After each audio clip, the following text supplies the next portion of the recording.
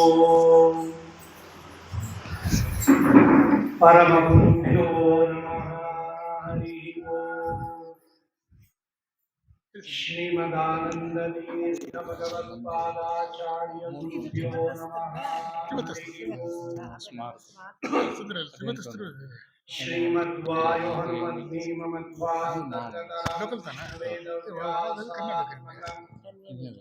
ಶ್ರೀಲಕ್ಷ್ಮೀ ಹಯಗ್ರೀವಾಯ ನಮಃ. ಹರಿ ಓಂ. ನಿಮ್ದು ಲಿಂಕ್ ಇದೆಯಾ? ಕಲ್ಯಾಣ ಲಿಂಕ್ ಅಲ್ಲಿ ಸಬ್ಮಿಟ್ ಮಾಡಿ. ಹರಿ ಹಯಮುಖ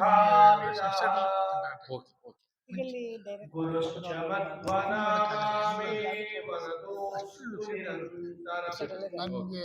ಆದ ತಕ್ಷಣ user I D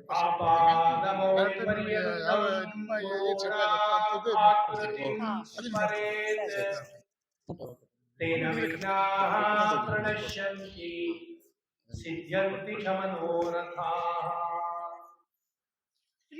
ಜಲಜ್ಯೇಷ್ಠ ವಿಭಾಕಾರಂ Jagadish ಪದಾಶ್ರಯಂ ಜಗದೀತಲ ವಿಖ್ಯಾತಂ Jagannath ಗುರುಂ ಭಜೆ.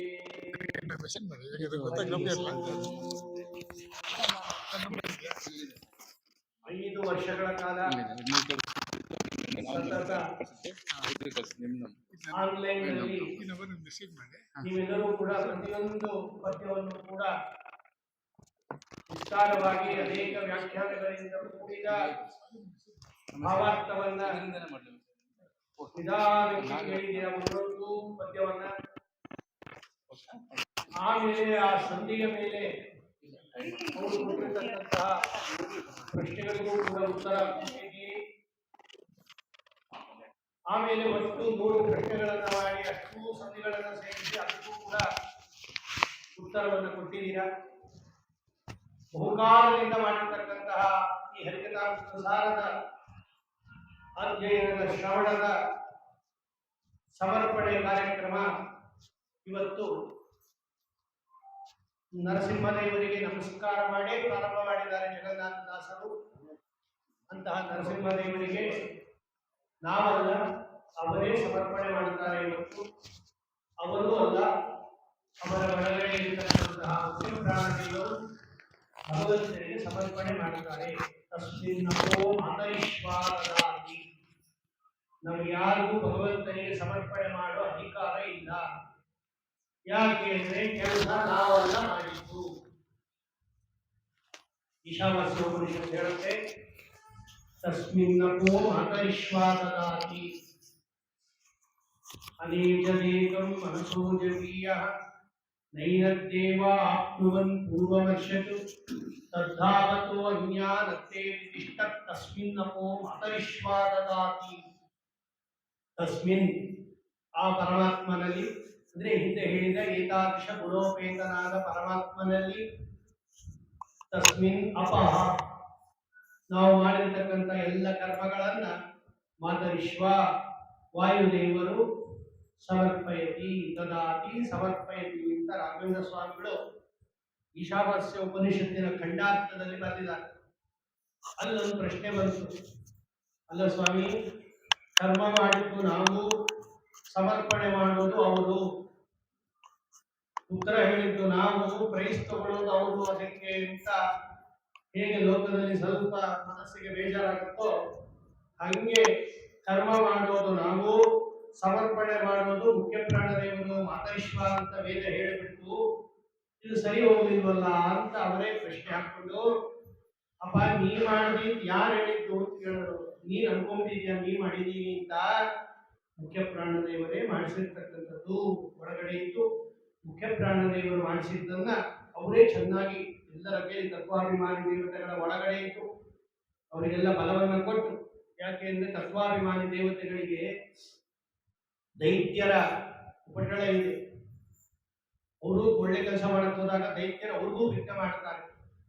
ಅಂತಹ ವಿಘ್ನಗಳನ್ನೆಲ್ಲ ಪರಿಹಾರ ಮಾಡಿ ಮುಖ್ಯ ಪ್ರಾಣದೇವರು ಭಗವಂತನಿಗೆ ಅರ್ಪಣೆ ಮಾಡುತ್ತಾರೆ. ಹಾಗಾದ್ರೆ ಮುಖ್ಯ ಪ್ರಾಣದೇವರು ಸ್ವತಂತ್ರವಾಗಿ ಮಾಡ್ತಾರ ಅಂತ ಹೇಳಿದ್ರೆ ಅದಕ್ಕೊಂದು ಉಪನಿಷತ್ ಇದೆ, ಕಾಟಕ ಉಪನಿಷತ್ ಹೇಳುತ್ತೆ, ನ ಪ್ರಾಣೇನ ನ ಅಪಾನೇನ ಜೀವೋ ಜೀವತಿ ಕಶ್ಚನ.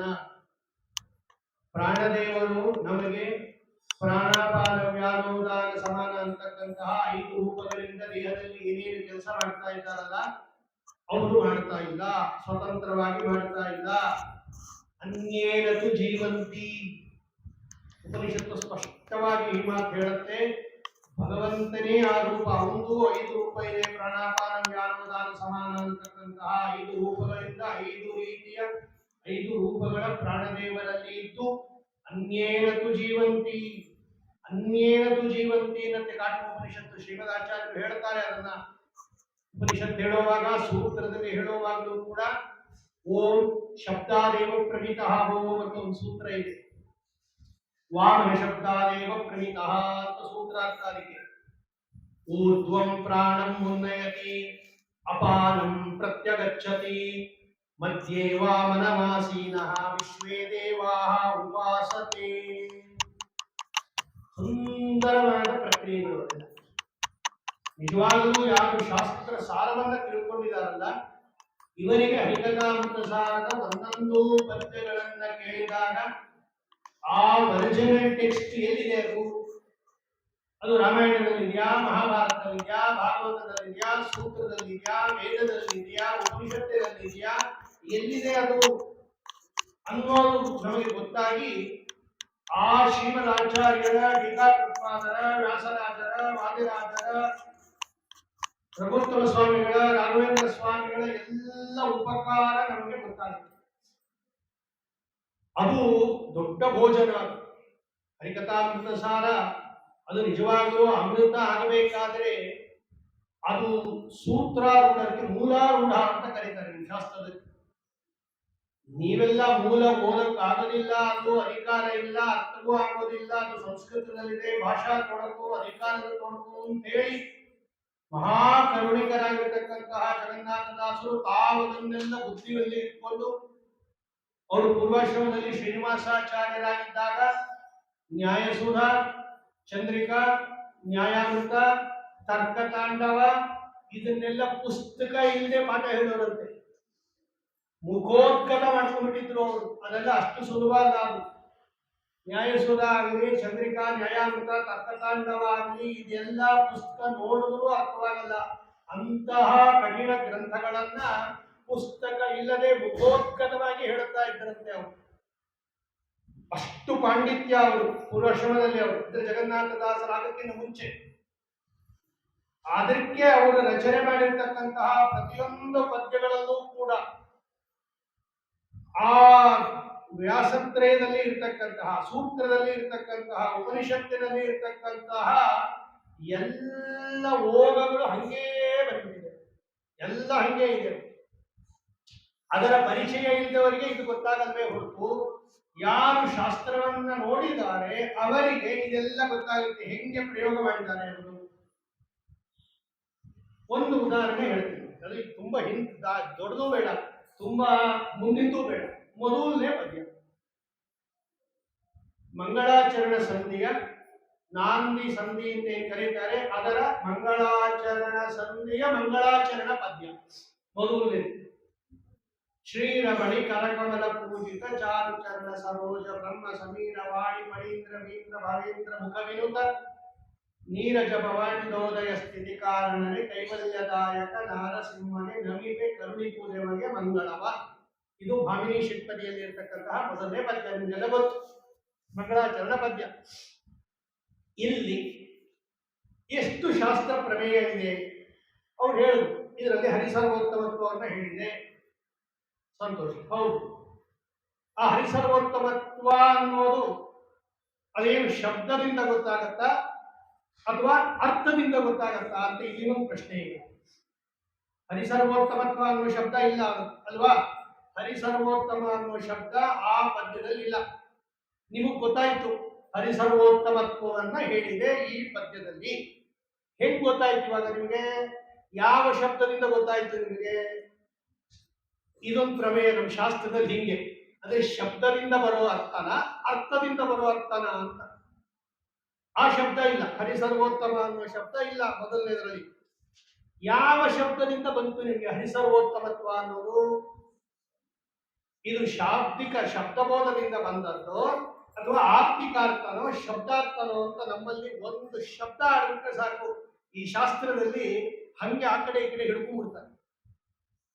ಎರಡೂ ಬಂದಿದೆ, ನಾನು ತೋರಿಸ್ಕೊಡ್ತೀನಿ ನೋಡಿ. ಎರಡೂ ಇದೆ, ಶಬ್ದದಿಂದಲೂ ಬಂದಿದೆ, ಅರ್ಥದಿಂದಲೂ ಬಂದಿದೆ. ಅವ್ರು ಒಂದು ಹೇಳಿದ್ರು, ಶ್ರೀರಮಣಿ ಕರಕಮಲ ಪೂಜಿತ ಅಂತ ಇದೆ, ಬ್ರಹ್ಮ ಸಮೀರವಾಣಿ ಫಣೀಂದ್ರ ವೀಂದ್ರ ಭವೇಂದ್ರ ಮುಖವಿಂತ ಅಂತ ಇದೆ. ಉಪಲಕ್ಷಣದಿಂದ ಎಲ್ಲಾ ದೇವತೆಗಳಿಂದ ತಗೊಂಡಾಗ, ಆಮೇಲೆ ರಾಜರುಗಳು, ಗಂಧರ್ವರು, ಋಷಿಗಳು, ಪಿತೃಗಳು ಎಲ್ಲರೂ ತಗೊಂಡಾಗ ಎಲ್ಲರಿಂದಲೂ ವಂದಿತನಾದವನು ಅವನು. ಅಶೇಷ ವಿಶೇಷತೋಪಿ ವಂದ್ಯಂ ಅಂತಾರೆ ಶ್ರೀಮದಾಚಾರ್ಯ. ಲಕ್ಷ್ಮೀದೇವಿಯಿಂದ ಪ್ರಾರಂಭ ಮಾಡಿಕೊಂಡು ತೃಣಜೀವೇನ ಪರ್ಯಂತ ಎಲ್ಲರಿಂದಲೂ ವಂದಿತನಾದ್ದರಿಂದ ಅವನು ಸರ್ವೋತ್ತಮ. ಇದು ಅಲ್ಲಿ ಅರ್ಥಾತ್ ಬರುತ್ತೆ. ಶಬ್ದದಿಂದ ಬಂದಿದೆಯಾ ಸರ್ವೋತ್ತಮ?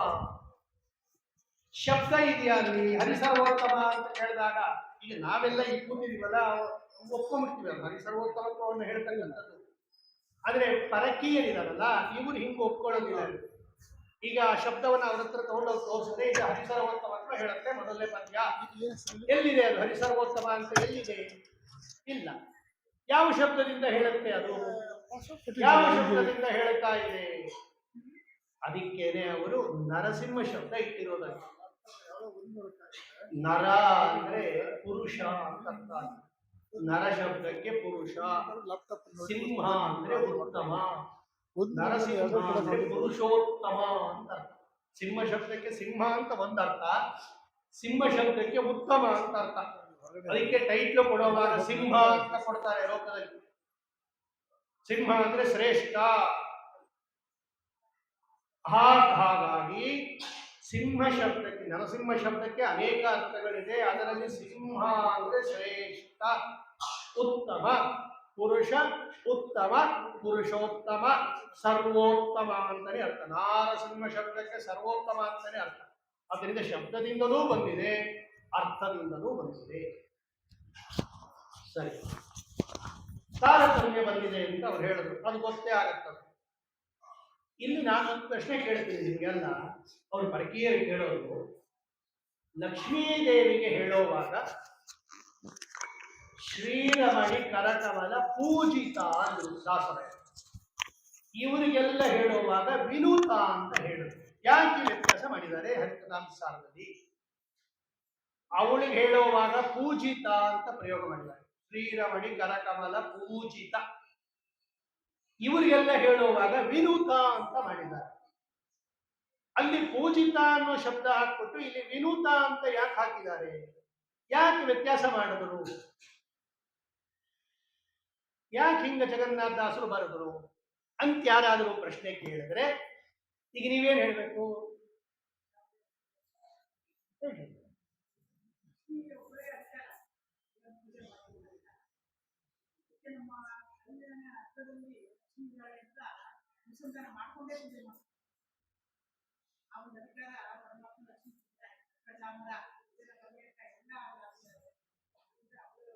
ಬ್ರಹ್ಮದೇವರು ಮೊದಲಾದವರು ಭಗವಂತನನ್ನು ಪೂಜೆ ಮಾಡೋದಿಲ್ವಾ?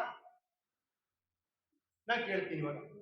ಈಗ ಬ್ರಹ್ಮದೇವರು, ಸಮೀರ, ವಾಣಿ, ಫಣೀಂದ್ರ, ವೀಂದ್ರ ಇವರು ಭಗವಂತನನ್ನ ಪೂಜೆ ಮಾಡ್ತಾರೋ ಇಲ್ವೋ?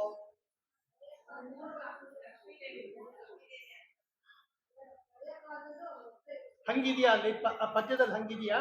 ಇವರೆಲ್ಲ ಲಕ್ಷ್ಮೀ ದೇವಿಯ ಮೂಲಕ ಪೂಜೆ ಮಾಡ್ತಾರೆ ಅಂತಿದೆಯಾ ಅಲ್ಲಿ? ಅಲ್ಲಿರೋ ಪದದಿಂದ ದಾಸರಾಯರು ಏನು ಪ್ರಮೇಯ ತೋರಿಸ್ತಾ ಇದ್ದಾರೆ? ಮಧ್ವ ಸಿದ್ಧಾಂತದ ಪ್ರಮೇಯ ಬೇಕು ನಮಗೆ. ಯಾಕೆಂದ್ರೆ ಫಲಸ್ತುತಿಯಲ್ಲಿ ಅವ್ರು ಏನ್ ಹೇಳಿದ್ದಾರೆ? ಖರ್ಜಿಗಿ ದಾಸರು ಏನ್ ಹೇಳ್ತಾರೆ? ಶ್ರುತಿಗೆ ಶೋಭವನವಾಗದೊಡೆ, ಜಡಮತಿಗೆ ಮಂಗಳವ ನೀಯದೊಡೆ, ಶ್ರುತಿ ಸ್ಮೃತಿಗೆ ಸಮ್ಮತವಿಲ್ಲದಿದ್ದೊಡೆ, ನಮ್ಮ ಗುರುರಾಯ ಮಥಿಸಿ ಮಧ್ವಾಗಮ ಪಯೋಬ್ದಿಯ ಕ್ಷಿತಿಗೆ ತೋರಿದ ಅಂತಿದೆ. ಮತಿಸಿ ಮಧ್ವಾಗಮ ಮತಿಸಿ ಅಂತ ಅವರೇ ಪ್ರಯೋಗ ಮಾಡ್ಯಾರೆ. ಅಂದ್ರೆ ಶ್ರೀಮದಾಚಾರ್ಯರ ಸಿದ್ಧಾಂತವನ್ನ ಮಥನ ಮಾಡಿ ಬರೆದಿದ್ದಾರೆ ಇವರು ಅಂತ ಅವರು ಖರ್ಜಿಗಿದಾಸರ ಹೇಳ್ತಾ ಇದ್ದಾರೆ. ಅವರು ಅದಕ್ಕೆ ಅದು ಶ್ರುತಿಗೆ ಶೋಭನ ಆಗಿದೆ, ಜಡಮತಿಗೆ ಮಂಗಳವನ್ನ ಕೊಡ್ತಾ ಇದೆ, ಶ್ರುತಿ ಸ್ಮೃತಿಗೆ ಸಮ್ಮತವಾಗಿದೆ ಅಂತಾರೆ. ಈ ಸಮ್ಮತತ್ವ ತೋರಿಸ್ಬೇಕು ನಾವು, ಪ್ರತಿಯೊಂದು ಪದ್ಯದಲ್ಲೂ ತೋರಿಸ್ಬೇಕು. ಅದು ಶ್ರುತಿ ಸ್ಮೃತಿಗೆ ಸಮ್ಮತ ಆಗಿರಬೇಕು. ಯಾಕಲ್ಲಿ ಪದ ಪ್ರಯೋಗ ಮಾಡಿಬಿಟ್ರು? ಯಾಕಲ್ಲಿ ಶಬ್ದ ಪ್ರಯೋಗ ಬೇರೆ ಬೇರೆ ಮಾಡಿಬಿಟ್ರು?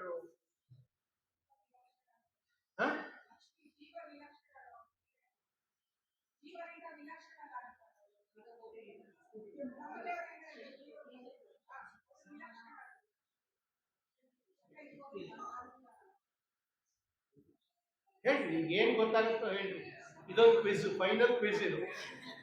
ಏನ್ ಸಂತೋಷದಿಂದ ಪಾಲ್ಗೊಳ್ರಿ. ಎಲ್ಲ ಏನೋ ನಿಮ್ಮನ್ನು ಪರೀಕ್ಷೆ ಮಾಡ್ತಾ ಇಲ್ಲ, ಇಲ್ಲೇ ಪ್ರೈಸ್ ಕೊಡೋದಿಲ್ಲ ಅಥವಾ ಹಿಡ್ಕೊಂಬೋದಿಲ್ಲ, ಪ್ರೈಸ್ ಬಂದಿರೋದು.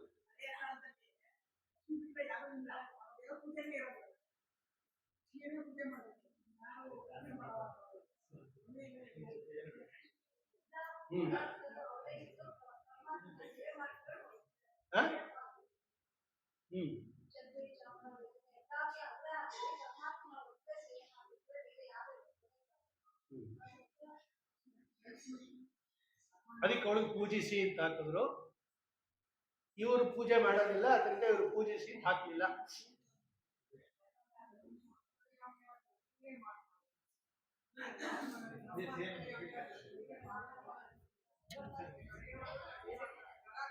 ಅಂದ್ರೆ ಈಗ ನೋಡಿ, ನಾನು ಒಂದು ಶಬ್ದ ಆಡಿದ್ದಕ್ಕೆ ನಿಮ್ಮಲ್ಲಿ ಇಷ್ಟು ಡಿಸ್ಕಷನ್ ಬಂತಲ್ಲ, ಇದಕ್ಕೋಸ್ಕರ ನಾನು ಆಡಿಸಿದ್ದಷ್ಟೇ.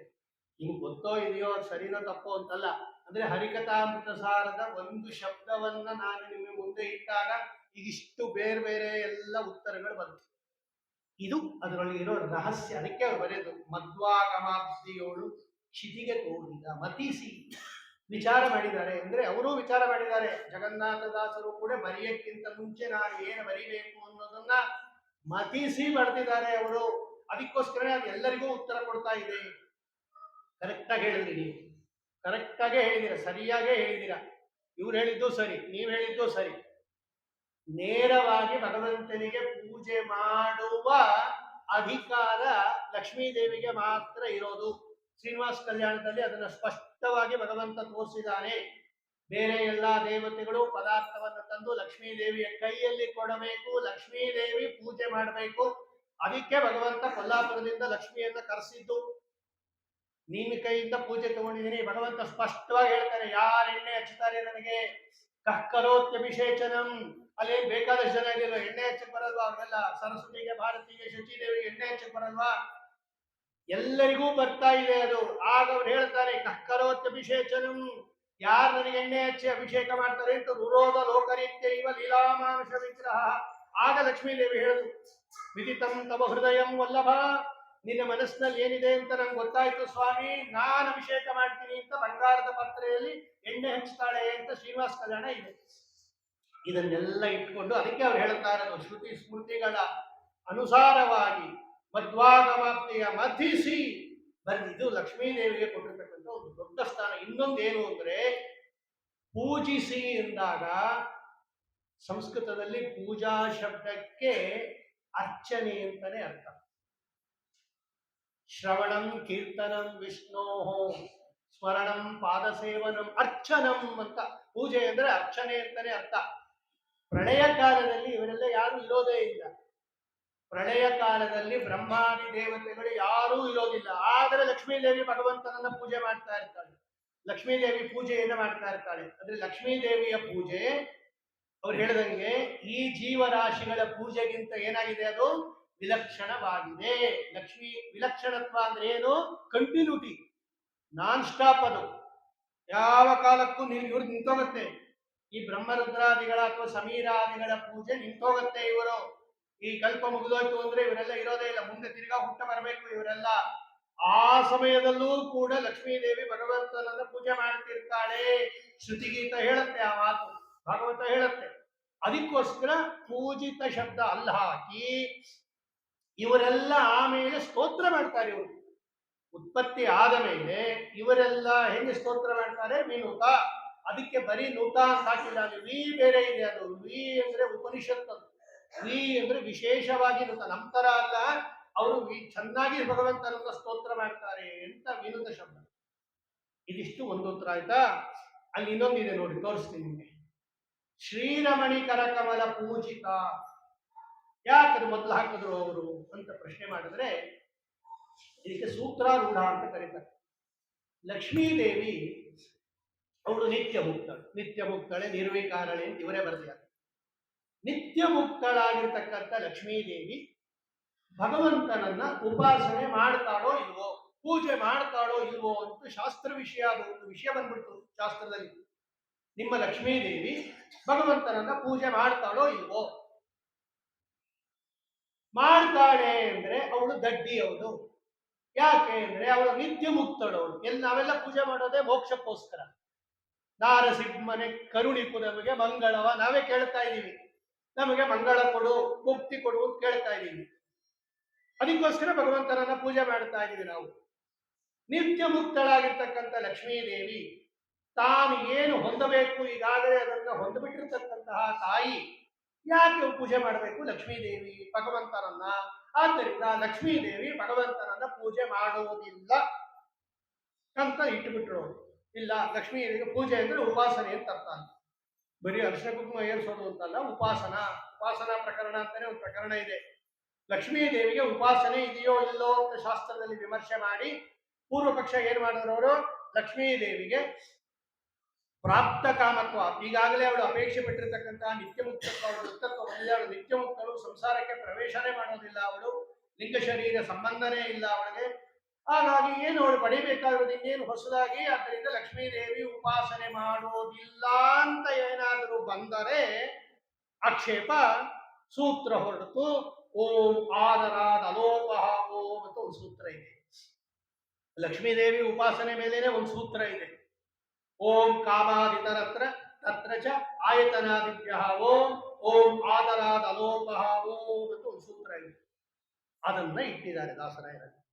ಇದು ಬರೀ ನಮಗೋಸ್ಕರ ಮಾಡಿರೋದಲ್ಲ, ಪರಪಕ್ಷದವರಿಗೆ ಉತ್ತರ ಕೊಡಕ್ಕೂ ಮಾಡಿದ್ದಾರೆ. ಯಾವ ಜ್ಞಾನಿಗಳು ಕೂಡ ಕೇವಲ ನಮ್ಮ ಮತವನ್ನ ನಮ್ಮ ಮತದವರಿಗೆ ಮಾತ್ರ ಹೇಳಿದ್ರೆ ಸಾಕು. ಪರಮತ ನಿರಾಕರಣ ಪೂರ್ವಕ ಸ್ವಮತ ಸ್ಥಾಪನೆ ಇರಬೇಕು. ದೇವರು ಮಾಡಿದ್ರು, ಜಗನ್ನಾಥದಾಸರು ಮಾಡಿದ್ದಾರೆ. ಅದನ್ನ ಸೂತ್ರ ಹೊರಡ್ತದು. ಓಂ ಆದರಾದ ಅಲೋಪಹ ಓಂ. ಏನು ಉತ್ತರ ಕೊಟ್ಟರು? ಹೌದಪ್ಪ, ನಿಜ, ಲಕ್ಷ್ಮೀದೇವಿ ನಿತ್ಯ ಮುಕ್ತಳು, ಅವರಿಬ್ಬರೇ ನಿತ್ಯ ಮುಕ್ತರು. ದ್ವಾವೇಮೋ ನಿತ್ಯ ಮುಕ್ತೌ ಪ್ರಕೃತಿಶ್ಚ ಪರಮಶ್ಚ. ಅವರಿಬ್ಬರೇ ನಿತ್ಯ ಮುಕ್ತರು, ಭಗವಂತ ಲಕ್ಷ್ಮೀದೇವಿ. ಆದರೆ ಭಗವಂತ ಸ್ವತಃ ಮುಕ್ತ, ಇವಳು ಭಗವಂತನ ಅನುಗ್ರಹದಿಂದ ಮುಕ್ತಳು. ಇಷ್ಟು ವ್ಯತ್ಯಾಸ ಅವರಿಬ್ಬರಲ್ಲಿ. ಇವಳು ಅಸ್ವತಂತ್ರಳು, ಭಗವಂತನ ಅನುಗ್ರಹದಿಂದ ಅವಳು ನಿತ್ಯ ಮುಕ್ತಳಾಗಿದ್ದಾಳೆ. ಭಗವಂತ ಸ್ವತಂತ್ರನಾಗಿ ನಿತ್ಯ ಮುಕ್ತನಾಗಿದ್ದಾನೆ. ಅವರಿಬ್ಬರಲ್ಲಿ ಅದು ವಿಶೇಷ. ಹೌದು, ಅವಳು ನಿತ್ಯ ಮುಕ್ತಳಾಗಿದ್ದರೂ ಕೂಡ ಪೂಜೆ ಮಾಡ್ತಾಳೆ, ಭಗವಂತನನ್ನ ಉಪಾಸನೆ ಮಾಡ್ತಾಳೆ. ಯಾಕೆ ನಾವು ಮಾಡಲ್ವಲ್ಲ? ನಾನು ಅದೇ ಹೇಳ್ತಾ ಇದ್ದೀನಿ. ಈಗ ಡಿಗ್ರಿ ತಗೊಂಡು ಕಾಲೇಜಿಂದ ಬಂದ್ಬಿಟ್ಟ ಮೇಲೆ ದಿನಾಗ್ಲೂ ಕಾಲೇಜ್ಗೆ ಹೋಗ್ತೀರಾ ನೀವು? ನಾವು ಓದಿದ ಕಾಲೇಜು ಅಂತ ಡೈಲಿ 1 ಅವರ್ ಹೋಗಿ ಕೂತ್ಕೊಂಡ್ ಬರ್ತೀರಾ? ಅಲ್ಲಿ ಮುಗಿದಾಯ್ತು. ಡಿಗ್ರಿ ತಗೊಂಡು ಸರ್ಟಿಫಿಕೇಟ್ ಬಂತು ಅಂದ್ರೆ ಮುಗಿದಾಯ್ತು. ಇನ್ನು ಆ ಕಡೆ ತಲೆ ಇಡೋದಿಲ್ಲ ಅಲ್ಲಿ ನಾವು. ತಿರ್ಗಾ ಯಾಕೆ ಉಪಾಸನೆ ಮಾಡ್ತಾಳೆ ಲಕ್ಷ್ಮೀದೇವಿ ಅಂತ ಬಂದ್ರೆ, ಆಗ ಸೂತ್ರ ಹೇಳುದು, ಲಕ್ಷ್ಮೀದೇವಿ ಫಲಾಪೇಕ್ಷೆಯಿಂದ ಭಗವಂತನನ್ನ ಪೂಜೆ ಮಾಡಲ್ಲ. ಅವಳೊಂದು ವೇಳೆ ಫಲಾಪೇಕ್ಷೆಯಿಂದ ಪೂಜೆ ಮಾಡಿದ್ರೆ ಫಲ ಸಿಕ್ಬಿಡ್ತು, ನಾವಿನ್ನು ಪೂಜೆ ಮಾಡಲ್ಲ ಅಂತ ನಿಲ್ಲಿಸ್ಬಿಡ್ಬೋದಾಗಿತ್ತು. ಅವಳು ಪೂಜೆ ಮಾಡೋದು ಆದರ, ಭಕ್ತಿಯಿಂದ ಮಾಡ್ತಾಳೆ. ಸಾನುರಾಗದಿಂದ ಹರಿಯ ತಾನೇ ಸೇವೆ ಮಾಡುತ್ತಿ ದಾಸರಾಯ ಹೇಳ್ಬಿಟ್ಟು ತಕ್ಷಣ ಸೂತ್ರಾರ್ಥ ಮಾಡ್ಬಿಟ್ಟು. ಸಾನುರಾಗ, ಅನುರಾಗ ಅಂದ್ರೆ ಭಕ್ತಿ ಸಂಸ್ಕೃತದಲ್ಲಿ. ಸಾನುರಾಗದಿಂದ ಹರಿಯ ತಾನೇ ಸೇವೆ ಮಾಡುತ್ತಿಹಳು. ಏನು ಧನ್ಯಳೋ ಲಘುವಿ ಎಂತ ಮಾನ್ಯಳೋ. ಅದಕ್ಕೆ ಅವಳನ್ನ ಧನ್ಯಳು ಮಾನ್ಯಳು ಅಂತ ಕರೆದಿರೋದು ದಾಸರಾಯ. ಬೆನಿಫಿಟ್ ಬಂದ ಮೇಲೆ ಬೇಕಾದಷ್ಟು ಅಟೆಂಡರ್ಸ್ ಇದ್ರೂ ಕೂಡ ಕೋಟಿ ಕೋಟಿ ಭೃತ್ಯರಿರಲು, ಒಬ್ಬರ ಇಬ್ಬರ ಕೋಟಿ ಕೋಟಿ ಭೃತ್ಯರಿರಲು ಕಾಟಕಾಂಬರನ ಸೇವೆ ಸಾಟಿ ಇಲ್ಲದೆ ಸ್ವಯಮಿಂದಿರೈವ ಪತಿಮಾನ ಕರಿ ಗೃಹ ಕರ್ಮ ಪುತ್ರ ಸುಕೃತೆ ಸುತರ. ಸುಮತ ಈಗ ಹೇಳುತ್ತೆ ಆ ಮಾತು. ಅವಳೇ ಕಸ ಹೊಡೆದು, ಅವಳೇ ಸಾರಿಸಿ, ಅವಳೇ ಕೊಲೆ ಹಾಕಿ ಎಲ್ಲ ಮಾಡ್ತಾಳಂತ ಅವಳು ಮನೆಯಲ್ಲಿ, ವೈಕುಂಠ ಲೋಕದಲ್ಲಿ. ಅಷ್ಟು ಲಕ್ಷ್ಮೀದೇವಿಗೆ ಭಗವಂತನಲ್ಲಿ ಆದರ ಇರೋದ್ರಿಂದ ಅವಳಿಗೆ ಉಪಾಸನಾ ಲೋಪ ಆಗುವುದಿಲ್ಲ. ಆದರಾದ ಅಲೋಪ.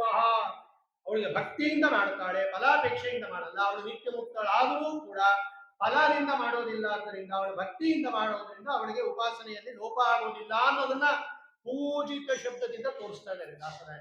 ಶ್ರೀರಮಣಿಕರ ಕಮಲ ಪೂಜಿತ, ಇಲ್ಲೇ ಇದ್ರೆ ತೆಗೆದಾಕ್ಬಿಡ್ಬೇಕಾಯ್ತು ಅವ್ರು. ಯಾಕೆ?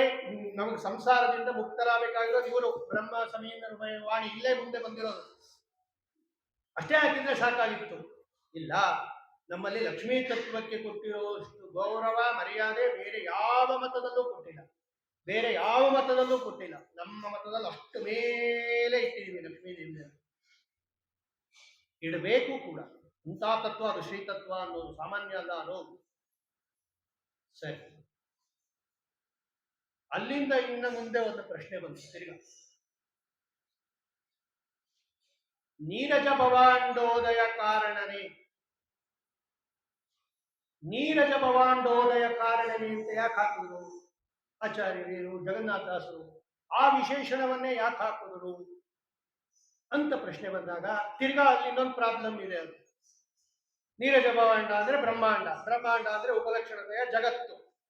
ಈ ಜಗತ್ತಿನ ಉದಯಕ್ಕೆ ಕಾರಣ ಪರಮಾತ್ಮ. ಎಂತ ಕಾರಣ ಅವನು? ತಿರ್ಗಾ ಪ್ರಾಬ್ಲಮ್ ಬಂದ್ಬಿಟ್ಟು ನೋಡಿ. ಓ, ಈ ಹರಿಕಥಾನುಸಾರ ಇದೊಂದು ಟರ್ಮ್ ತಗೊಂಡ್ಬಿಡುತ್ತೀರೋ ಹಿಂಗೆ. ಅಲ್ಲಿರೋ ಪದಗಳ ಅರ್ಥ ಮಾಡೋದು, ಬೇರೆ ಬೇರೆ ಅರ್ಥ ಮಾಡೋದು, ಇದೆಲ್ಲ 5 ವರ್ಷದಿಂದ ಮಾಡ್ಬಿಟ್ಟಿಯಾರವರು. ಈಗ ನೋಡ್ರಿ, ಇಲ್ಲಿ ಭಗವಂತ ಎಂತ ಕಾರಣ ಜಗತ್ತಿಗೆ? ನೀರಜ ಭವಾಂಡೋದಯ ಕಾರಣನೇ, ಅಲ್ಲಿ ಕಾರಣ ಶಬ್ದ ಇದೆ. ಎಂತ ಕಾರಣ ಭಗವಂತ? ಈಗ ಭಗವಂತ ಕಾರಣನೋ ಅಲ್ವೋ? ಎಂತ ಕಾರಣ ಅವನು?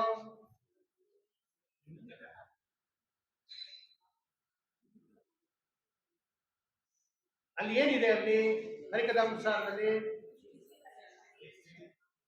ನೀರಜ ಭವಾಂಡೋದಯ ಕಾರಣನೇ ಅಂತಿದೆ ಅಲ್ವಾ? ಅಲ್ಲಿ ಬರೀ ಕಾರಣ ಶಬ್ದ ಇರೋದು. ಈಗ ನೀವು ನಾನು ಎಂತ ಕಾರಣ ಅಂದಾಗ ನೀವು ಯಾರೋ ಹೇಳಿದ್ರಿ ನಿಮಿತ್ತ ಕಾರಣ ಅಂತ ಒಂದು ಮಾತು ಕೊಟ್ರಿ.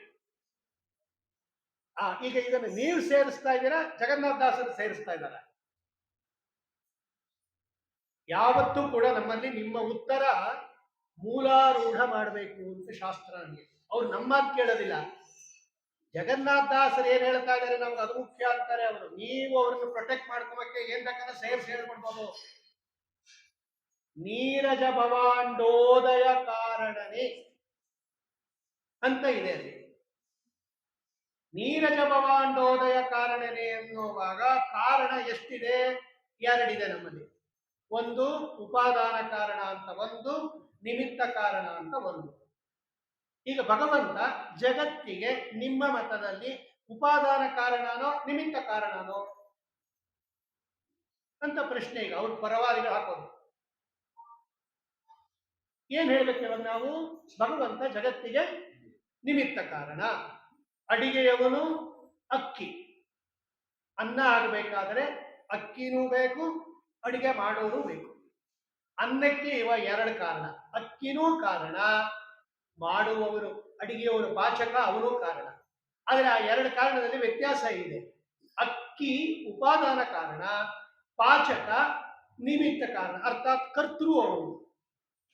ಈಗ ಪರಮಾತ್ಮ ಕರ್ತೃನೋ ಕಾರಣನೋ?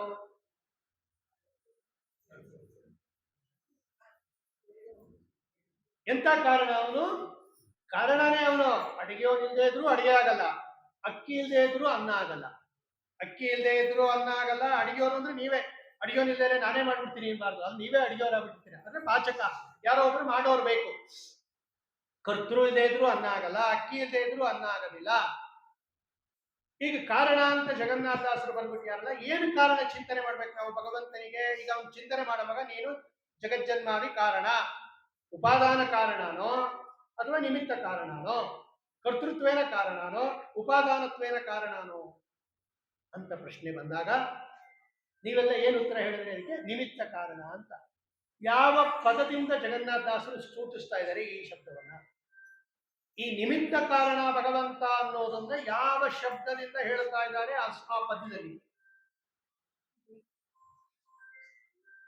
ಯಾರು ಹೇಳ್ತೀರಾ ಅವಾಗ?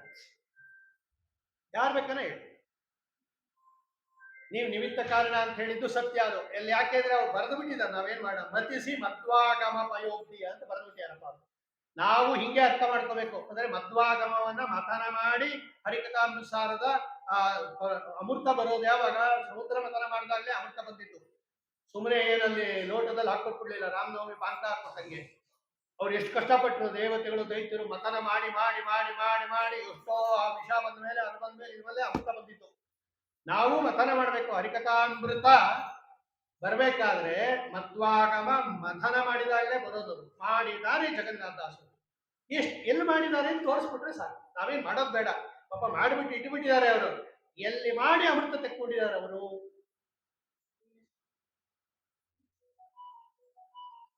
ಅಂತ ಕೇಳಿದಾಗ ನೋಡ್ರಿ, ಅದಕ್ಕೆ ಅವ್ರು ಏನ್ ಮಾಡಿದ್ದಾರೆ ಅಂದ್ರೆ, ಈ ಪದ್ಯನ ಯಾರಿಗೆ ಸಂಬೋಧನೆ ಮಾಡ್ತಾ ಇದ್ದಾರೆ ಅವರು? ಯಾರಿಗೆ ಸಂಬೋಧನೆ ಮಾಡ್ತಾ ಇದ್ದಾರೆ? ನಾರಸಿಂಹನೇ. ಸಂಬೋಧನಾ ವಿಭಕ್ತಿ. ಹೇ ನಾರಸಿಂಹ ಅಂತ ಅರ್ಥ. ಅದು ಸಂಬೋಧನಾ ವಿಭಕ್ತಿ. ಅದು ನಾರಸಿಂಹನೇ. ಅದೆಲ್ಲ ಅವರಿಗೆ ವಿಶೇಷಣ. ಅದು ಶ್ರೀರಮಣಿ ಕರಕಮಲ ಪೂಜಿತ ಚಾರು ಚರಣ ನಾರಸಿಂಹನೇ. ಸಮೀರ ಬ್ರಹ್ಮ ಸಮೀರ ವಾಣಿ ಪಣೀಂದ್ರ ವೀಂದ್ರ ಭವೇಂದ್ರ ಮುಖ ವಿನುತ ನಾರಸಿಂಹನೇ. ನೀರಜ ಭವಾಂಡೋದಯ ಕಾರಣ ನಾರಸಿಂಹನೇ. ಕೈವಲ್ಯದಾಯಕ ನಾರಸಿಂಹನೇ. ನಮಿಪೆ ಕರುಣಿಸು ಕರುಣಿಪು ನಮಗೆ ಮಂಗಳವ.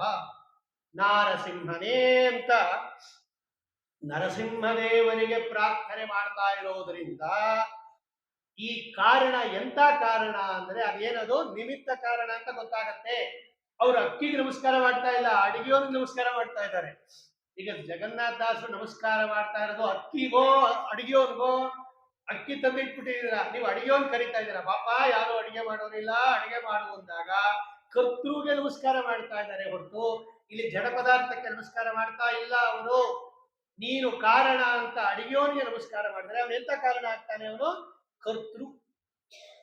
ಅದಕ್ಕೆ ದಾಸರಾಯರು ಕರ್ತ ಕೃಷ್ಣಯ್ಯ ನೀವಾರಯ್ಯ ಎನ್ನಾರ್ಥನಿಗೊಲಿದು ನೀವಾರಯ್ಯ ಕರ್ತ ಜಗತ್ಕರ್ತ ಕೃಷ್ಣಯ್ಯ ನೀವಾ.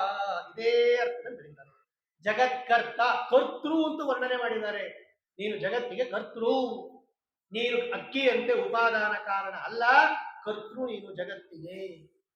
ನೋಡಿ, ನಿಮಿತ್ತ ಕಾರಣವನ್ನ ನಾರಸಿಂಹನಿಗೆ ಹೇಳೋದ್ರ ಮುಖಾಂತರ ಈಗ ಎರಡು ನಾನು ಸಿಂಪಲ್ ಆಗಿ ತೋರಿಸ್ಬಿಡ್ತೀನಿ ನೋಡಿ. ಈಗ ಅನ್ನ ಮಾಡ್ಬೇಕಾದ್ರೆ ಅಕ್ಕಿನೂ ಬೇಕು, ಅಡಿಗೆಯವನು ಬೇಕು.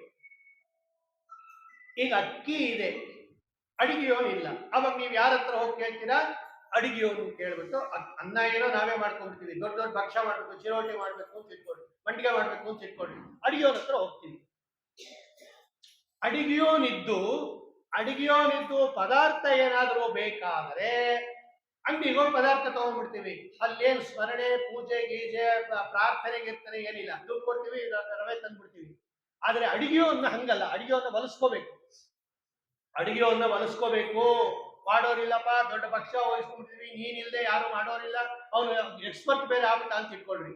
ಮಂಡಿಗೆ ಮಾಡೋದ್ರಲ್ಲಿ ಎಕ್ಸ್ಪರ್ಟ್ ಬೇರೆ ಯಾರು ಮಾಡಲ್ಲ ಅಂತ ಹೇಳಿದ್ರೆ ಅವನ್ನೇ ಕಾಲು ಹಿಡಿದು ಕರ್ಕೊಂಡ್ ಬರ್ಬೇಕು.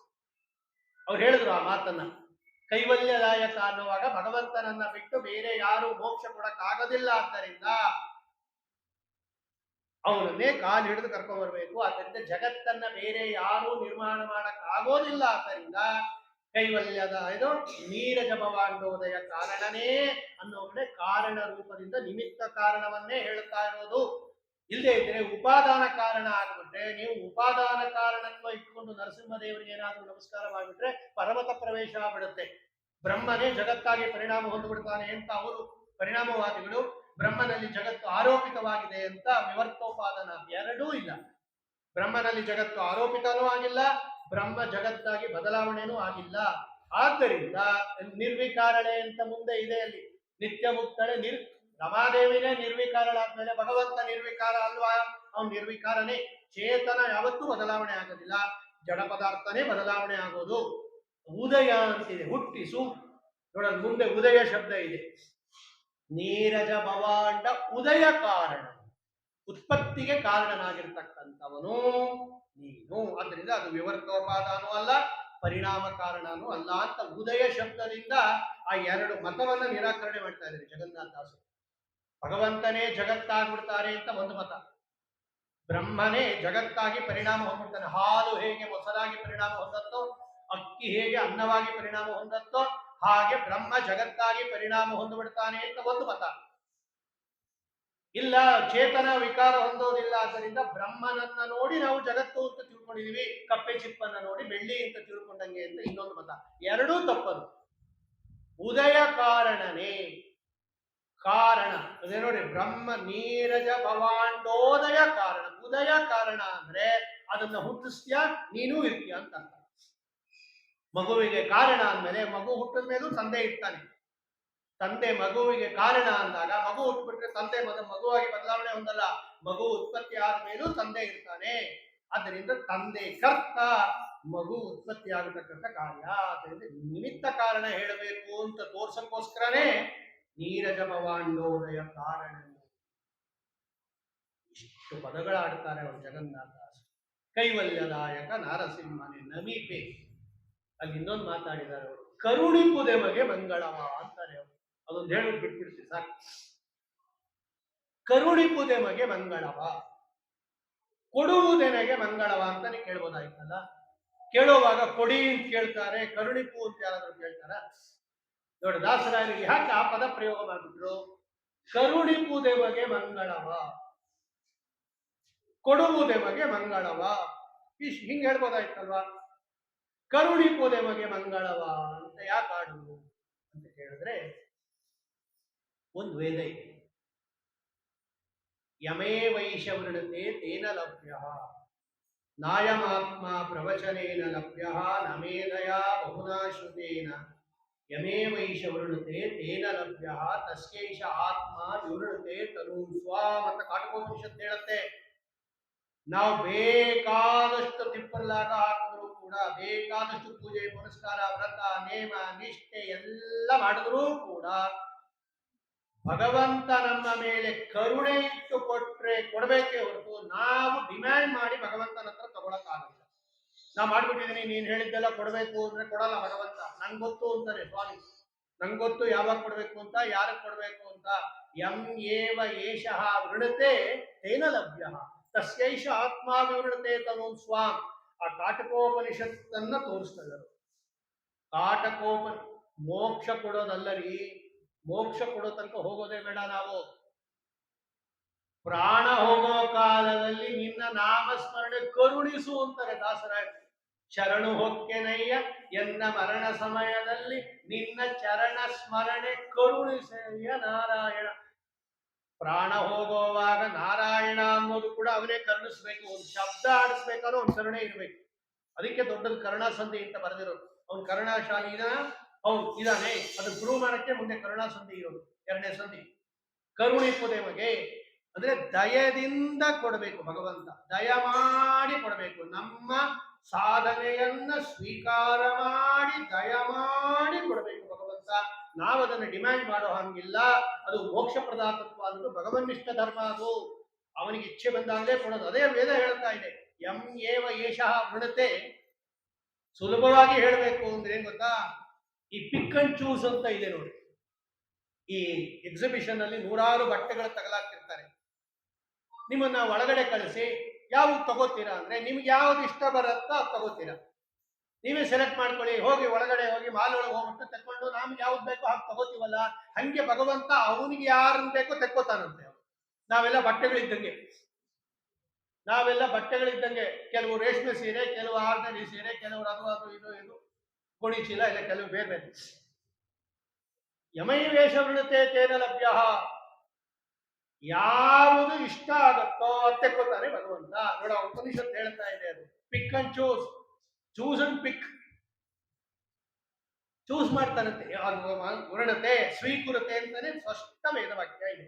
ಆದ್ದರಿಂದ ದಾಸರಾಯ ಹೇಳ್ತಾರೆ, ನಾನು ಇಷ್ಟೆಲ್ಲ ಬರೆದು ಬಿಟ್ಟಿದ್ದೀನಿ, ಇಷ್ಟೆಲ್ಲ ಮಾಡ್ತಾ ಇದ್ದೀನಿ ಅಂತ ನಾನು ಹಂಗೆ ಹಠದಿಂದ ಹೇಳ್ತಾ ಇಲ್ಲ, ಪಂಡಿತನು ಅಂತಕ್ಕಂಥ ಅಭಿಮಾನದಿಂದ ಹೇಳ್ತಾ ಇಲ್ಲ, ಎಲ್ಲ ತಿಳ್ಕೊಂಡ್ಬಿಟ್ಟಿದ್ದೀನಿ ಅಂತ ಮನದಿಂದ ಹೇಳ್ತಾ ಇಲ್ಲ. ನೀನು ಕರುಣಿಸು ಸ್ವಾಮಿ ಅಂತ ಎಷ್ಟು ವಿನಯದಿಂದ ಹೇಳ್ತಾ ಇದ್ದ. ಕರುಣಿಸು, ಕೃಪೆ ಮಾಡಿ, ದಯಮಾಡಿ ಸಲಹೆನ್ನ ಅಂತ ದಾಸರಾಯರು ಹೇಳ್ತಾರ.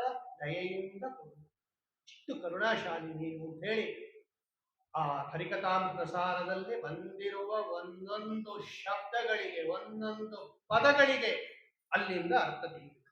ಅದು ಅವ್ರು ಬರಿತಾ ಇದ್ದಾರೆ. ಅವರು ಅದನ್ನೇ ಫಲಶ್ರುತಿ ಅಂತ ಅವ್ರು ಹಾಕಿದ್ರು. ಅಲ್ಲಿದೆ ನೋಡಿ, ಶ್ರುತಿಗೆ ಶೋಭವನವಾಗದೊಡೆ, ಕೇಳಕ್ಕೂ ಚೆನ್ನಾಗಿದೆ. ಜಡಮತಿಗೆ ಮಂಗಳವ ನೀಯದೊಡೆ. ಜಡಮತಿ, ನಾವೆಲ್ಲ ಜಡಮತಿಗಳು ದಡ್ಡರು ಅಂತ ಅರ್ಥ. ಅದು ಶ್ರುತಿ ಸ್ಮೃತಿಗೆ ಸಮ್ಮತವಿಲ್ಲದಿದ್ದೊಡೆ. ನೋಡೋರು ಬರೀತಾ ಇದ್ದಾರೆ ಅವರು. ಈ ಒಂದು ವೇಳೆ ಹರಿಕಥಾಮೃತ ಸಾರ ವೇದಗಳಿಗೆ ತದನುಸಾರಿಯಾಗಿರ್ತಕ್ಕಂಥ ರಾಮಾಯಣ ಮಹಾಭಾರತ ಹರಿವಂಶಾದಿ ಪುರಾಣಗಳಿಗೆ ಸಮ್ಮತವಾಗಿಲ್ಲದೆ ಇದ್ದರೆ ಅಕ್ಷೆ ಸಾಧು ಮಧ್ವಾಗಮವ ಮತಿಸಿ ಮಧ್ವಾಗಮ ಅದೇನಾದ್ರೂ ಪಯೋಕ್ತಿಯ. ಇವತ್ತು ಹರಿಕಥಾಮೃತ ಸಾರ ಪೂರ್ತಿ ಅವರೇ ಬರೀತಾರೆ, ಮತಿಸಿ ಮಧ್ವಾಗಮ ಪಯೋಕ್ತಿಯ ಕ್ಷಿತಿಗೆ ತೋರಿದ. ಶ್ರೀಮದಾಚಾರ್ಯರ ಸತ್ಸಿದ್ಧಾಂತವನ್ನ ಚೆನ್ನಾಗಿ ಆಲೋಕ್ಯ ಸರ್ವಶಾಸ್ತ್ರಾಣಿ ವಿಚಾರ್ಯ ಚ ಪುನಃ ಪುನಃ ಇದಮೇಕಂ ಸುನಿಷ್ಪನ್ನಂ ಧ್ಯೇಯೋ ನಾರಾಯಣ ಸದಾ. ಅದಕ್ಕೇನೆ ಇದನ್ನೆಲ್ಲ ಸೇರಿಸೇನೆ ಅವರು ಚರ್ಮ ಶ್ಲೋಕದಲ್ಲಿ ಏನಿದೆ ಅಂದ್ರೆ ಜಗದೀಶ ಪದಾಶ್ರಯಂ ಅಂತ ಕೊಟ್ಟಿದ್ದಾರೆ. ಜಗದೀಶ ಪದಾಶ್ರಯಂ ಅಂದ್ರೆ ಏನು? ಜಗದೀಶ ಅಂದ್ರೆ ಪರಮಾತ್ಮ, ಅವನ ಪದ ಅಂದ್ರೆ ಪಾದ, ಅವನ್ನ ಯಾವಾಗಲೂ ಆಶ್ರಯ ಮಾಡಿರ್ತಾರೆ, ನಂಬಿರ್ತಾರೆ. ಇದೇ ನೀನೇ ಗತಿ ಅಂತ ಅಂಗೀಕಾರ ಮಾಡಿದ್ದಾರೆ ಅಂತ ಒಂದರ್ಥ. ಜಗದೀಶ ಪದ ಅಂದ್ರೆ ಏನು ಗೊತ್ತಾ? ಸಂಸ್ಕೃತದಲ್ಲಿ ಪದ ಪಾದ ಎರಡು ಒಂದೇ. ಪಾದ ಅಂತನಾದ್ರೂ ಮಾಡ್ಕೊಳ್ರಿ, ಪದ ಅಂತನಾದ್ರೂ ಮಾಡ್ಕೊಳ್ರಿ. ಪಾದ ಅಂದ್ರೆ ಕಾಲು, ಪದ ಅಂದ್ರೆ ಅವನು ರಚನೆ ಮಾಡಿದ ಸದ್ಗ್ರಂಥಗಳು. ಜಗದೀಶ ಪದ ಅಂದ್ರೆ ಜಗದೀಶರಾದ ವೇದವ್ಯಾಸ ದೇವರಿಂದ ಹೊರಹೊಮ್ಮಿದ, ಅವರು ವಿಸ್ತಾರ ಮಾಡಿದ ವೇದಗಳು. ಜಗದೀಶ ಪದ ಅಂದ್ರೆ ಜಗತ್ತಿಗೆ ಸ್ವಾಮಿಯಾದ ವೇದವ್ಯಾಸ ದೇವರಿಂದ ಹೊರಹೊಮ್ಮಿದ ವೇದಗಳು, ವಿಭಾಗ ಮಾಡಿದ ವೇದಗಳು ಅಂತ ಅರ್ಥ. ಅಥವಾ ಜಗದೀಶ ಪದ ಅಂದ್ರೆ ಜಗದೀಶ ಸರ್ವೋತ್ತಮನಾಗಿರ್ತಕ್ಕಂಥ ಶ್ರೀಹರಿಯಿಂದ ವೇದವ್ಯಾಸ ದೇವರಿಂದ ರಚಿತವಾದ ಮಹಾಭಾರತ, ವೇದವ್ಯಾಸ ದೇವರಿಂದ ರಚಿತವಾದ ಭಾಗವತ, ಮೂಲ ರೂಪಿ ಹೈಗ್ರೀವ ರೂಪಿ ಪರಮಾತ್ಮನಿಂದ ರಚಿತವಾದ ಮೂಲ ರಾಮಾಯಣ, ನಾರಾಯಣ ದೇವರಿಂದ ರಚಿತವಾದ ಬ್ರಹ್ಮಸೂತ್ರಗಳು ವೇದವ್ಯಾಸ ದೇವರಿಂದ ರಚಿತವಾದದ್ದು, ನಾರಾಯಣ ದೇವರಿಂದ ರಚಿತವಾದ ಪಂಚರಾತ್ರ. ಇದಿಷ್ಟು ಜಗದೀಶ ಪದ. ಜಗದೀಶ ಪದ ಅಂದ್ರೆ ಇಷ್ಟರ್ಥ. ಜಗನ್ನಾಥನಾದ ಸ್ವಾಮಿಯಿಂದ ರಚಿತವಾದ ವೇದ ವಾಂಗ್ಮಯ, ಪುರಾಣ ವಾಂಗ್ಮಯ, ಶಾಸ್ತ್ರ ವಾಂಗ್ಮಯ, ಅದನ್ನ ಆಶ್ರಯ, ಅದನ್ನ ಆಧರಿಸಿಕೊಂಡು ನಾನೇನ್ ಮಾಡಿದ್ದೀನಿ? ಹರಿಕಥಾಮೃತ ಸಾರ ಬರೆದಿದ್ದೀನಿ. ಜಗದೀಶ ಪದಾಶ್ರಯ ಅತಯೇವ. ಹಂಗ ಮಾಡಿದ್ದಕ್ಕೆ ಅವರು ಜಗತೀತರ ವಿಖ್ಯಾತ.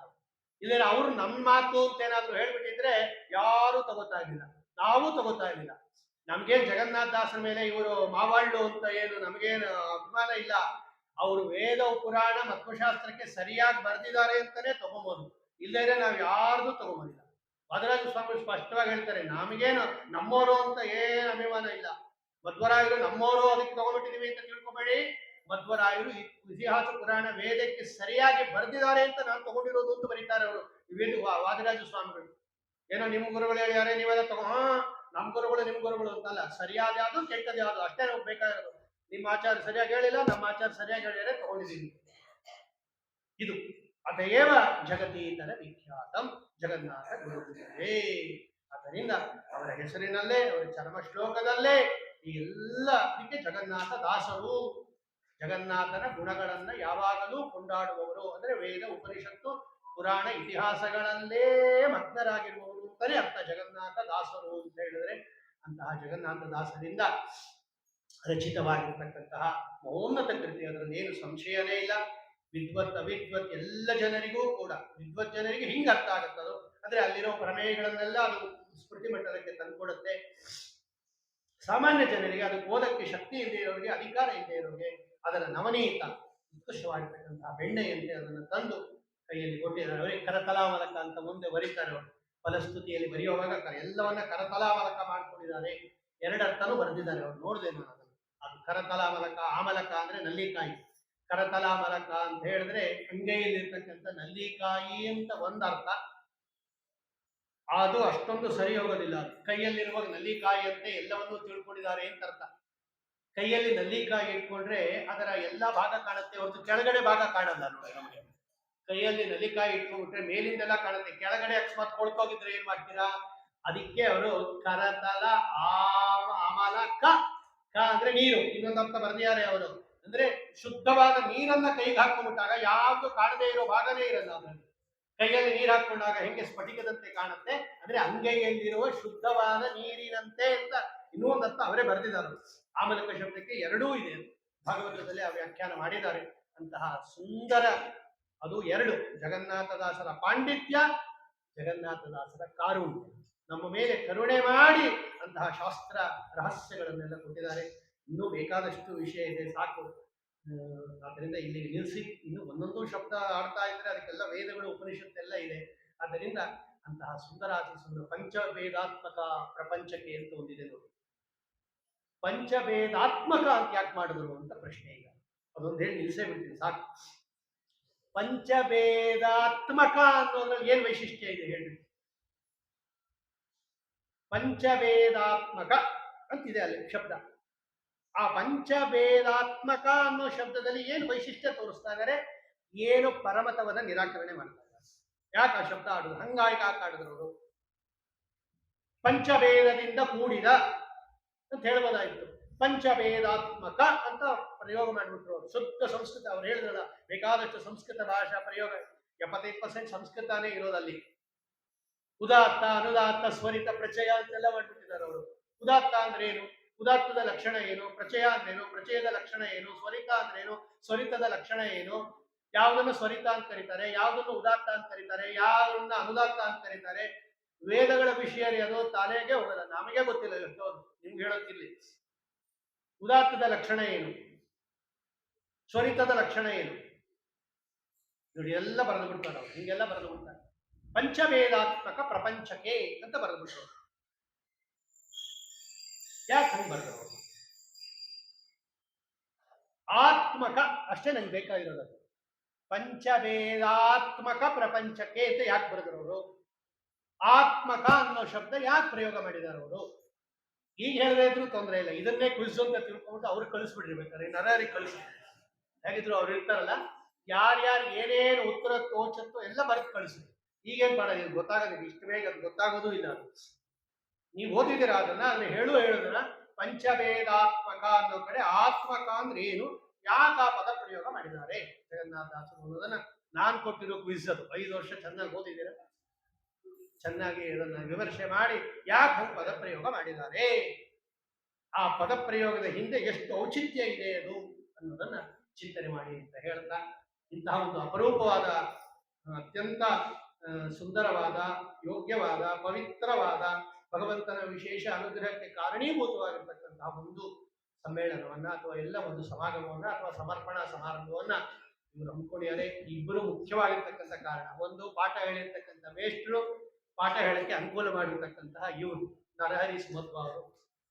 ಇಬ್ಬರೂ ಕೂಡ ಅಭಿನಂದನೆಗೆ ಅರ್ಹರಾಗಿರ್ತಕ್ಕಂಥವರು. ಆ ಅಧಿಕಾರ ಇಲ್ಲದೆ ಇರ್ತಕ್ಕಂಥ, ಅಂದ್ರೆ ಶಾಸ್ತ್ರ ಉಪನಿಷತ್ತಿನಲ್ಲಿ ಅಧಿಕಾರ ಇಲ್ಲದೆ ಇರ್ತಕ್ಕಂಥ ಹೆಣ್ಣು ಮಕ್ಕಳಿಗೂ ಮಾಡ್ಕೊಟ್ಟಿದ್ದಾರೆ. ಬರೀ ಹೆಣ್ಣು ಮಕ್ಕಳಿಗೇ ಅಲ್ಲ, ಹೆಣ್ಣು ಮಕ್ಕಳಿಗೂ ನಮಗೂ ಉಂಟದು, ನಾವು ಹೋಗ್ಬೇಕದು. ಅದರಲ್ಲಿ ಹಿಂಗೆಲ್ಲ ತೆಕ್ಕೋಬೇಕು ನಾವು. ಅಂದ್ರೆ ನಾವು ಬೇರೆ ತರ ಅಧ್ಯಯನ ಮಾಡ್ತೀವಿ, ಅದನ್ನ ನಾವು ದೃಷ್ಟಿಕೋನ ನೋಡೋದೇ ಬೇರೆ. ಯಾವ ತರ ಪರವಾದಿಗಳಿಗೆ ಉತ್ತರ ಕೊಟ್ಟಿದ್ದಾರೆ ಅನ್ನೋದನ್ನ ನಾವು ಹಂಗೆ ನೋಡ್ತೀವಿ. ನೀವು ಏನ್ ತಿಳ್ಕೋಬೇಕು ತತ್ವ ಅನ್ನೋದನ್ನ ನೀವು ನೋಡ್ತೀರಾ. ಒಟ್ಟಿನಲ್ಲಿ ಪಂಡಿತ ಪಾಮರರಿಗೆ, ಸ್ತ್ರೀಯರಿಗೆ, ಪುರುಷರಿಗೆ, ಎಲ್ಲರಿಗೂ ಎಲ್ಲ ವಿಸ್ತರದ ಆಧ್ಯಾತ್ಮಿಕ ಬಂಧುಗಳಿಗೆ, ಸಾಧಕರಿಗೆ ಉಪಯೋಗವಾಗತಕ್ಕಂತಹ ಸುಂದರವಾದ ಗ್ರಂಥ ಹರಿಕಥಾಮೃತ ಸಾರ. ಇನ್ನೂ ಒಂದೇನು ಅಂದ್ರೆ, ಭಾಗವತಕ್ಕೆ ಹರಿಕಥಾಮೃತ ಅಂತ ಕರೀತಾರೆ. ಹರಿಕಥಾಮೃತ ಅಂತ ಭಾಗವತಕ್ಕೆ ಹೆಸರು. ಭಾಗವತದಲ್ಲೇ ಇದೆ ಅದು ಶಬ್ದ. ದಶಮಸ್ಕಂದದಲ್ಲಿ ಹೇಳುವಾಗ ಕೃಷ್ಣನ ಕಥೆ ಇದೆಯಲ್ಲ, ಆ ಕೃಷ್ಣನ ಕಥೆಗೆ ಹರಿಕಥಾಮೃತ. ಹರಿಕಥಾಮೃತ ಅನ್ನೋ ಶಬ್ದ ಆಸ್ ಇಟ್ ಈಸ್ ಭಾಗವತದಲ್ಲಿದೆ. ಪಿಬಂತಂ ತ್ವನ್ಮುಖಾಂಬೋಜಂ ಸ್ರವಂತಂ ಹರಿಕಥಾಮೃತಂ ಅಂತ ಇದೆ. ದಶಮಸ್ಕಂದದ ಪ್ರಾರಂಭದಲ್ಲೇ ಇದೆ ಇದು. ಹರಿಕಥಾಮೃತ ಅಂದ್ರೆ ಭಾಗವತ, ಅದರ ಸಾರ, ಅದರ ಎಸೆನ್ಸ್, ಅಂದ್ರೆ ಅದರಲ್ಲಿ ಏನು ಹೇಳಿದೆ ತತ್ವ. ಹರಿಕಥಾಮೃತ ಸಾರ ಅಂದ್ರೆ ಭಾಗವತ, ಅದರ ತತ್ವ. ತವ ಕಥಾಮೃತಂ ತಪ್ತ ಜೀವನಂ ಕವಿ ಪಿರೀಡಿತಂ ಕಲ್ಮಷಾಪಹಂ. ಗೋಪಿಯರು ಸ್ತೋತ್ರ ಮಾಡ್ತಾರೆ. ತವ ಕಥಾಮೃತಂ, ತವ ಅಂತ ಯಾರಿಗೆ ಸಂಬೋಧನೆ ಮಾಡ್ತಿರೋದು? ಕೃಷ್ಣನಿಗೆ. ತವ ಕಥಾಮೃತ ಅಂದ್ರೆ ಕೃಷ್ಣ ಕಥಾಮೃತ, ಕೃಷ್ಣ ಕಥಾಮೃತ ಅಂದ್ರೆ ಹರಿಕಥಾಮೃತ. ಹಾಗಾಗಿ ಭಾಗವತಕ್ಕೆ ಹರಿಕಥಾಮೃತ ಅಂತ ಕರೀತಾರೆ.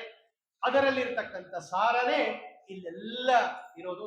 ಅದನ್ನ ಇನ್ನೊಂದಿನ ಯಾವಾಗ ನಾನು ಹೇಳ್ತೀನಿ ಭಾಗವತದ ಕಥೆಗಳನ್ನೆಲ್ಲ ಹೇಗೆ ತೋರಿಸಿದ್ದಾರೆ ಇದರಲ್ಲಿ ಅನ್ನೋದನ್ನ ಒಟ್ಟಿನಲ್ಲಿ ಇಂತಹ ಒಂದು ಸುಂದರವಾದ ಪವಿತ್ರವಾದ ಈ ಒಂದು ಸಮಾಗಮಕ್ಕೆ ಅಥವಾ ಸಮರ್ಪಣಾ ಕಾರ್ಯಕ್ರಮಕ್ಕೆ ಅದೊಂದು ಒಂದೆರಡು ಭಗವಂತನ ವಿಶೇಷ ಚಿಂತನೆಯನ್ನು ಮಾಡ್ತಕ್ಕಂತಹ ಸೌಭಾಗ್ಯವನ್ನ ಕರುಣಿಸ್ಕೊಟ್ಟಿರ್ತಕ್ಕಂತಹ ಇವರನ್ನೆಲ್ಲ ನಾವು ತುಂಬಾ ಮೊದಲಿಂದ ನೋಡಿದೀವಿ. ನಿಮಗೆಲ್ಲ ಹೊಸವರು, ನೀವು ಎಷ್ಟೋ ಜನ ನೋಡೇ ಇರಲ್ಲ ಅವ್ರನ್ನ.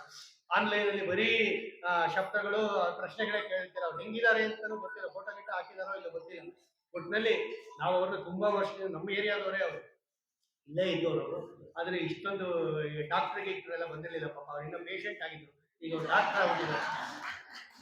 ಅಂದ್ರೆ ಭಗವಂತ ಮೇಲೆ ಉನ್ನತ ವಿದ್ಯಾಭ್ಯಾಸದ ವಿಷಯದಲ್ಲಿ ನಾನು ಹೇಳಿದ್ದು ಅಂದ್ರೆ ಅವರು ಒಂದು ಕಾಲಕ್ಕೆ ಕಲಿಯೋರಾಗಿದ್ರು, ಈಗ ಇನ್ನೊಬ್ಬರಿಗೆ ಕಲಿಸೋ ಹಂಗೆ ಆಗಿದ್ದಾರೆ ಅಂತ ಒಂದು ತಾತ್ಪರ್ಯ. ಮತ್ತು ನಮ್ಮ ನರಹರಿ ಸುಮಧ್ವ ಅವರು ಕೂಡ ಇಂತಹ ಬೇಕಾದಷ್ಟು ಕಾರ್ಯಕ್ರಮ ಮಾಡಿಬಿಡ್ತಾರೆ ಅವರು. ಅದೊಂದು ದೊಡ್ಡ ವಿಶ್ವಕೋಶ ಇದ್ದಂಗೆ ಅದು. ಸುಮಧ್ವಜ ಭಾವದೀಪ, ಸುಮಧ್ವ ಸೌರಭ, ಅದೆಲ್ಲ ದೊಡ್ಡ ಕಾರ್ಯವನ್ನು ಮೊದಲಿಂದ ಮಾಡ್ತಾರೆ ಪಾಪ. ಅವರು ಕೆಲಸಕ್ಕೆ ಹೋಗ್ತಾ ಇದ್ದಾಗಲೂ ಮಾಡಿದ್ದಾರೆ, ಈಗಂತೂ ರಿಟೈರ್ ಆದ್ಮೇಲೆ ಫುಲ್ ಅದಕ್ಕೆ ಡೆಡಿಕೇಟೆಡ್. ಆ ಇಬ್ಬರನ್ನೂ ಕೂಡ ನಾನು ಇಲ್ಲೇ ಒಂದು ಆಶ್ರಯ ಇದ್ದೈತೆ, ಹೀಗೆಲ್ಲ ಮಾಡೋಕ್ಕಾಗತ್ತಾ?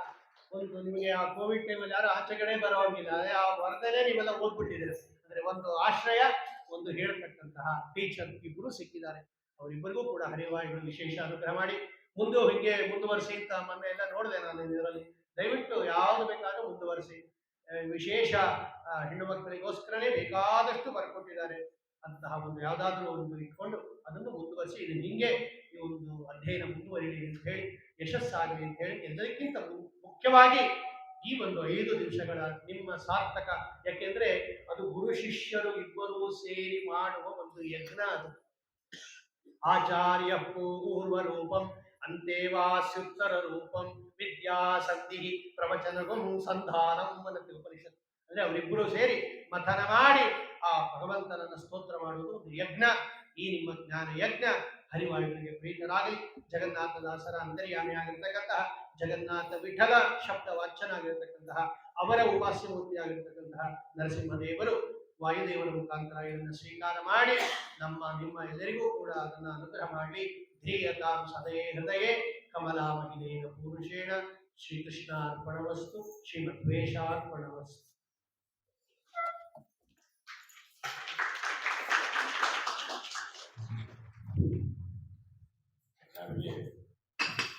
ಕಾರ್ಯಕ್ರಮಕ್ಕೆ ಭಾಗವಹಿಸಿ ತಮ್ಮ ಹಿತನುಡಿಗಳನ್ನ ಮತ್ತೆ ಅವರು ಕೆಲವೇ ಪದಗಳು ಅಷ್ಟೇ ಮಾತಾಡಲಿಲ್ಲ, 2-3 ಪದ ಅಷ್ಟೇ ಹೇಳಿದ್ದು. ಆ 3 ಪದ ನಾವು ಜೀರ್ಣಿಸ್ಕೊಳಕ್ಕೆ ಸುಮಾರು ದಿವಸ ಬೇಕಾಗುತ್ತೆ. ಅದನ್ನ ಆಚಾರ್ಯ ಹೇಳಿದಂಗೆ ಸಾಧ್ಯಷ್ಟು ಬೇಗ ಅದನ್ನ ಟೆಲಿಗ್ರಾಮ್ ಮೇಲೆ ಉತ್ತರ ಕೊಟ್ಟು ಅದನ್ನ ಮುಂದುವರಿಯೋದನ್ನ ಕೇಳಬೇಕು. ಮತ್ತೆ ಮುಂದಿನ ಕಾರ್ಯಕ್ರಮ ಬಹುಮಾನ ವಿತರಣೆ. ಈಗ ಟೆಲಿಗ್ರಾಮ್ ಕ್ವಿಜ್ನಲ್ಲಿ ಸಾಕಷ್ಟು ಜನ ಭಾಗವಹಿಸಿದ್ದಾರೆ. ಅದರಲ್ಲಿ ಫೈನಲ್ ಕ್ವಿಜ್ ಅಂತ ಮಾಡಿದ್ರು. ಆ ಫೈನಲ್ ಕ್ವಿಜ್ ಅಲ್ಲಿ ಸುಮಾರು ಒಂದು 25-30 ಜನಕ್ಕೆ ಬಹುಮಾನ ಕೊಡ್ತಾ ಇದ್ದಾರೆ. ಅವರವರ ಒಂದು ಮಾರ್ಕ್ಸ್ ಮೇಲೆ ಡಿಸೈಡ್ ಮಾಡ್ತಾರೆ. ಅದನ್ನ ಆಚಾರ ಬಗ್ಗೆ ಕೊಡಬೇಕು ಅಂತ ಕೇಳಿ ಮಂಗಳಾರತಿ ಮಾಡ್ಬಿಡಿ. ಆಮೇಲೆ ಶ್ರೀಹರಿ ಹರಿ